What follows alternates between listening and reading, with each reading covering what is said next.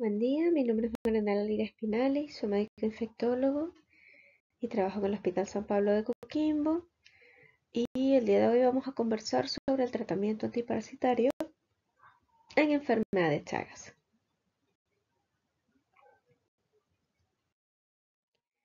El tratamiento antiparasitario en este caso va a comprender la terapia farmacológica antiparasitaria que nos permite combatir la presencia del parásito, en este caso el trypanosoma, y el manejo de las complicaciones clínicas a consecuencia de los daños provocados por la enfermedad dirigida a la complicación. Con respecto a las generalidades sobre el tratamiento, solo existen dos medicamentos antiparasitarios eficaces y disponibles para el tratamiento de la enfermedad de Chagas, como lo son el Difurtimox de primera línea y el Vesnidazol de segunda línea en Chile, ambos descubiertos entre los años 1960 y 1970, y ambos son eficaces para reducir la duración y la gravedad clínica de la enfermedad de Chagas al permitir la eliminación del parásito cuando los casos se tratan tempranamente en la historia natural de la enfermedad. Esto significa casos agudos, cuadros congénitos y algunos cuadros crónicos de la enfermedad de Chagas, además de los casos de reactivación en huéspedes inmunocomprometidos. Sin embargo,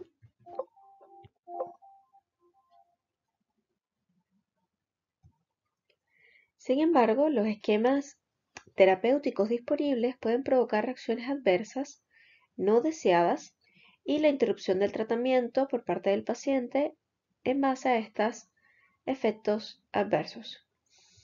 Es una enfermedad infecciosa de curso crónico, el Chagas, y va a comprender varios síndromes. Y el tratamiento de la enfermedad de Chagas va a promover la eliminación de parásitos a través de los medicamentos antiparasitarios. Su objetivo es curar, en el caso de los pacientes pediátricos, o en el caso de los pacientes adultos, disminuir la parasitemia, evitando en un futuro la progresión clínica de la evolución de la enfermedad con complicaciones crónicas, ya sean cardíacas, digestivas, y la transmisión vertical en el caso de las mujeres fértiles. La eficacia tanto del Vesnidazol como del Nifurtimox va a depender básicamente de la fase de la enfermedad. En el caso de el Chagas congénito, ambos fármacos son muy eficaces cuando se utilizan en el primer año de vida.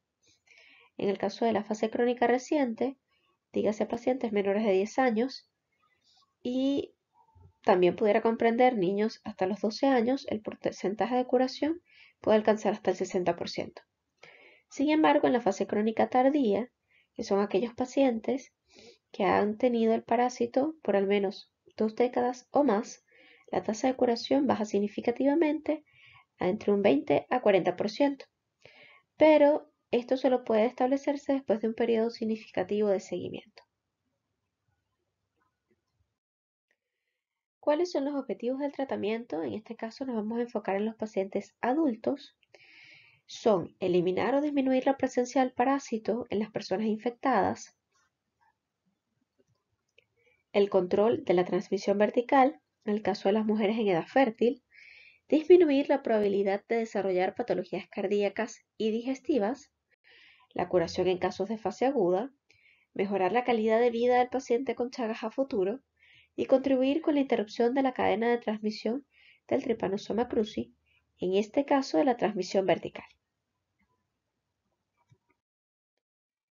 Aquí tenemos algunos objetivos y contraindicaciones del tratamiento Chagas.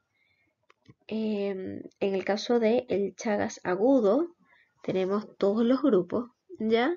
El objetivo básicamente es la cura de la parasitosis en estos grupos de pacientes, ¿ya? En el caso de los pacientes con reactivación como inmunosupresión que presentan un Chagas agudo, pero por este mecanismo, el objetivo es reducir la parasitemia y la mortalidad. Y en el caso de las mujeres embarazadas, tratar a la madre solo después del embarazo, excepto en condiciones donde esté en riesgo la vida de la misma. En el caso de la enfermedad de Chagas, como evolución crónica indeterminada. En los pacientitos menores de 12 años, el objetivo va a ser la curación con tasas hasta aproximadamente 60%. Recordemos que mientras a más edad van bajando las tasas de probabilidad de curación. En el caso de adolescentes y adultos, en general menores de 50 años, puede ser la curación, pero las tasas de éxito realmente son del 20 al 40%, ¿ya? Es más probable que curemos a un adolescente que a un adulto. Los adultos tienen tasas de respuesta mucho más bajas. Y en adultos mayores de 50 años, la verdad, la decisión de tratamiento, al menos en las literaturas americanas, va a depender un poco de la condición clínica del paciente, del tiempo de infección, evidencia de daño a órganos. Diana se ha descrito en casos como mayor beneficio en aquellos casos de transmisión oral que no los tenemos descrito en Chile. Y en aquellas mujeres o jóvenes está recomendado en la terapia anticonceptiva durante el tratamiento, ¿ya? Y realmente el objetivo es reducir las tasas de transmisión vertical. En el caso de las mujeres embarazadas, se debe tratar a la madre solo después del embarazo. La lactancia no es una contraindicación, pero las normas chilenas sugieren esperar a culminar la lactancia para indicar el tratamiento antiparasitario. Tenemos algunos otros grupos, como los pacientes con Chagas crónico, con patología cardíaca. Ya la decisión es muy puntual, siempre hay que evaluar el riesgo o el beneficio. Y más que todo en los casos de algunas complicaciones moderadas. En el caso de complicaciones por Chagas que ya son avanzadas, cualquier grupo, ya sea cardiopatía, megacolon, megaesófago, realmente el tratamiento no está indicado porque no es capaz de revertir las complicaciones ya instauradas y las megaformaciones que produce la enfermedad de Chagas. El tratamiento farmacológico en adultos, quienes están por la norma chilena con indicación de recibir el tratamiento. Toda aquella persona que curse con una fase aguda de la enfermedad, independientemente del mecanismo de transmisión de la misma, toda persona inmunodeprimida o candidatos a inmunosupresión, pacientes con infección por virus de inmunodeficiencia humana, pacientes trasplantados con terapia inmunosupresora, enfermedades autoinmunes con terapia inmunosupresora. ¿Ya? Todo aquel menor de 18 años, recién nacidos con Chagas congénito diagnosticado, mujeres en edad fértil hasta los 45 años que no estén cursando con un embarazo ni en periodo de lactancia, todos los pacientes jóvenes y adultos hasta los 60 años por la norma chilena que tengan serología positiva y en fase crónica indeterminada. Esto significa que no tengan complicaciones crónicas avanzadas. Y todos aquellos pacientes que tengan algún accidente de laboratorio o quirúrgico con objetos cortopunzantes. Antes del inicio del tratamiento farmacológico es súper importante considerar comorbilidades de forma individualizada para cada paciente y objetivo del tratamiento, evaluando un estado clínico mediante un examen físico y una batería mínima de exámenes que debemos tener disponible. Con respecto al tratamiento farmacológico, ¿qué fármacos vamos a ocupar? En Chile tenemos disponibles Vesdezole y Nifurtimox, siendo el Nifurtimox el fármaco de indicación de primera línea. Las dosis son Nifurtimox 8 a 10 miligramos por kilo peso, con una dosis máxima diaria en paciente adulto de 700 miligramos. El cálculo de esta dosis lo vamos a dividir entre cada 12 u 8 horas, según lo que corresponda para cada paciente.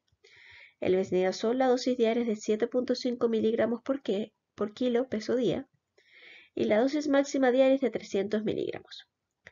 También se puede dividir la dosis entre 12 a cada 8 horas. Ambos tratamientos tienen una duración de 60 días y ambos lo tenemos disponible en presentación oral. El Nifurtimox viene de 120 miligramos y el Vesdezole de 100 miligramos. Es importante recalcar como recomendación que las dosis se inician en forma paulatina con el objetivo de identificar precozmente los efectos adversos que pudiera presentar el paciente. En el caso de la experiencia nacional en Chile, y las recomendaciones de expertos indican u orientan a iniciar la terapia de forma escalonada, partiendo con un cuarto de la dosis, luego aumentando a la mitad de la dosis los primeros días, hasta lograr la dosis completa dentro de los 7 a 10 días. Algunos expertos recomiendan hacerlo en 10 días, lo cual pudiera favorecer la tolerancia al fármaco y evitar a posteriori los fracasos a tratamiento por no tolerancia en el paciente.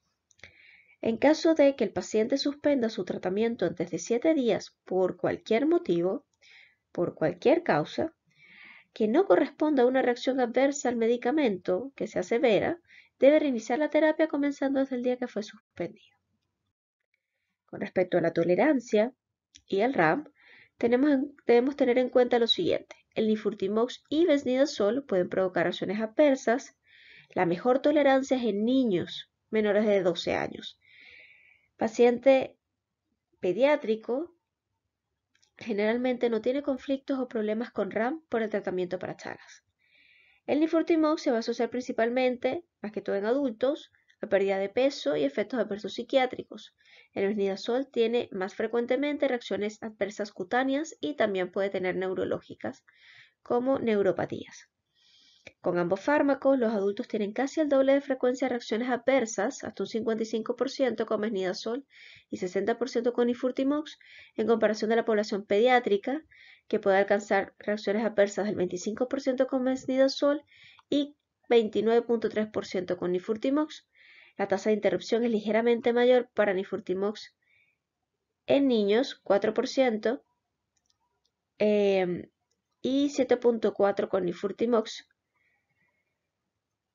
Y similar para adultos, 5 a 31% con besnidazol y hasta 14.3% con el uso de nifurtimox.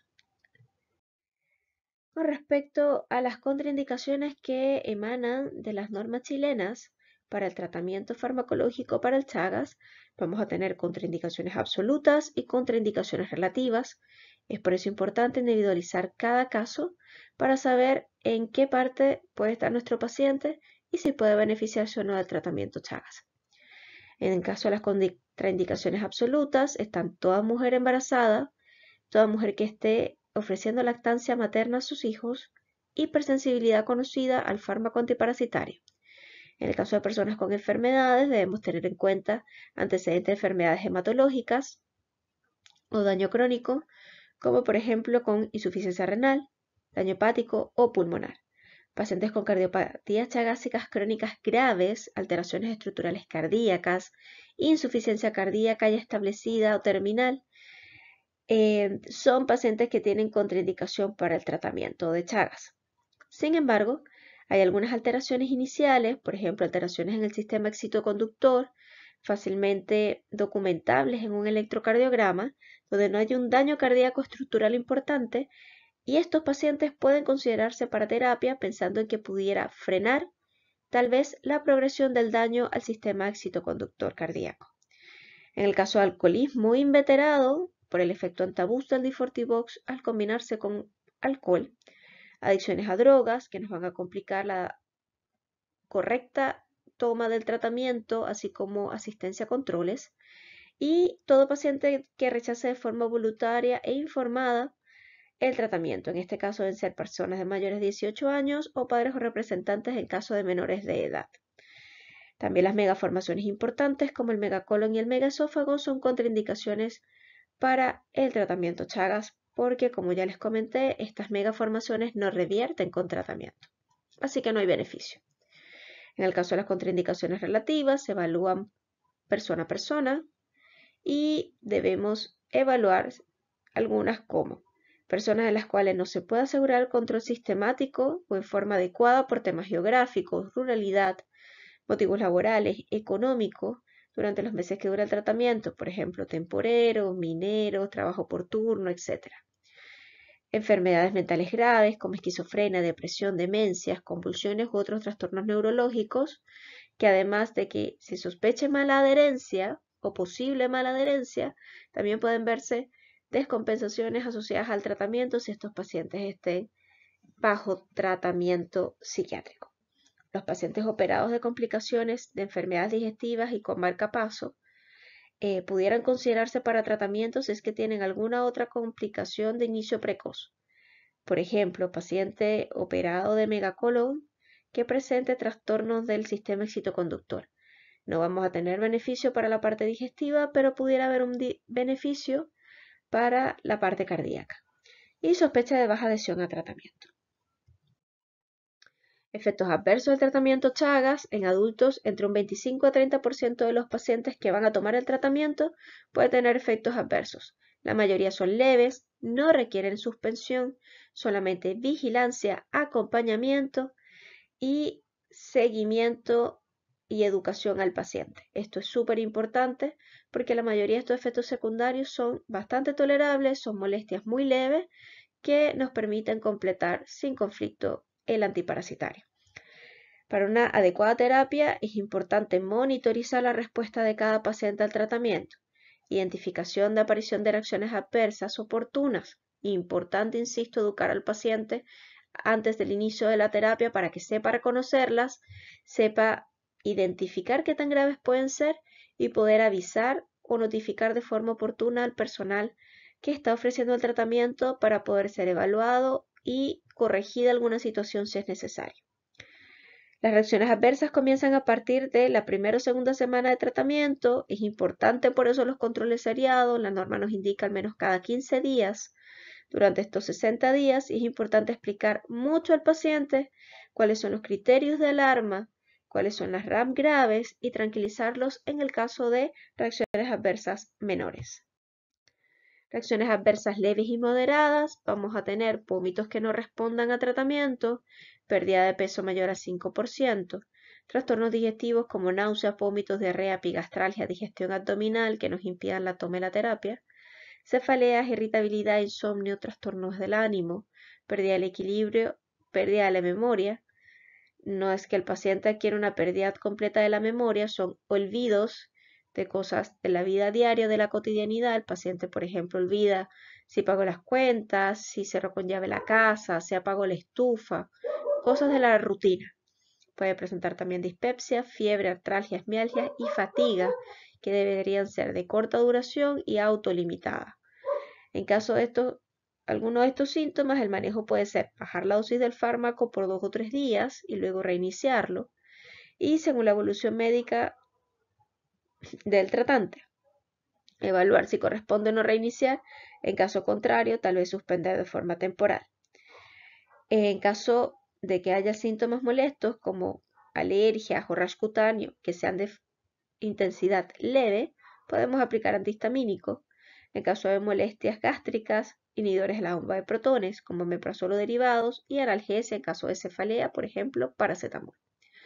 Observación directa, cuando el paciente refiere a alguna condición como lesiones de piel o alguna otra, pedirle al paciente que venga a hacer una revisión.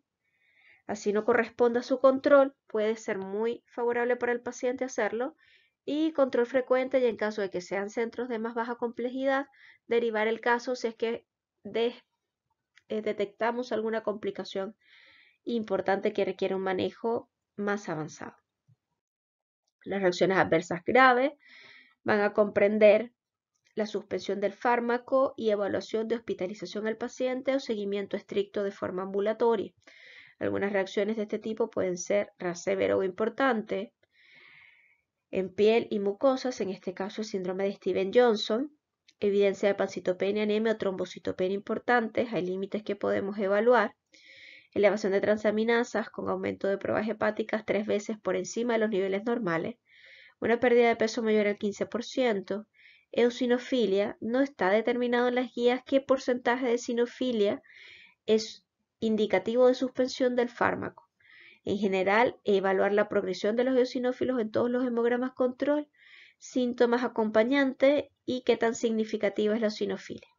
¿Ya? Leucopenia por debajo de los 2500, plaquetopenia y alteraciones del sistema nervioso central que sean significativas como parestesias, paresias, parálisis o convulsiones, cambios conductuales, especialmente en el caso del infurtimox que tiene penetración al sistema nervioso central, y también signos de depresión medular. Reacciones adversas graves, igual su manejo es la suspensión total de la farmacoterapia y se puede reiniciar con otro fármaco una vez estabilizados los parámetros del paciente. Ejemplo, partimos con Ifurtimox, tuvo una RAM que requirió la suspensión del fármaco. Si el paciente aún lo desea, podemos volver a intentar un tiempo después con Mesnidazol. Observación directa del paciente por el personal de salud. Tratamiento sintomático según corresponda, ejemplo antihistamínico, inhibidores de bomba de protones, omeprazol, derivados. Derivar especialista según la complicación que presenta el paciente, si estamos en un hospital de baja complejidad o consultorio. Y generalmente los efectos adversos van a desaparecer con la suspensión del tratamiento. Lo ideal es, a pesar de suspender el tratamiento, continuar con un seguimiento del paciente entre los 15 y 30 días post suspensión para evaluar la resolución completa de los síntomas y detectar alguna otra eventualidad si es que esta aparece.